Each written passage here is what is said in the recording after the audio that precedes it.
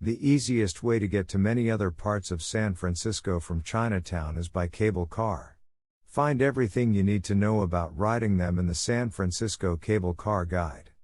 1. If you're done for the day, turn left at Sacramento Street and right onto Grant. Walk 3 blocks and you'll be back where you started. 2. To go to Union Square, turn right on Bush, left on Stockton and you'll be there in 3 blocks. 3. To see the Ferry Building, Waterfront, Bay Bridge, turn left on Grant to California and catch the cable car, the one going downhill. 4. To check out Nob Hill, turn left on Grant to California and get on the cable car, the one going uphill. 5. To go to Fisherman's Wharf, turn right on Sacramento and walk 2 blocks to catch the Powell-Mason or Powell-Hyde cable car. 6.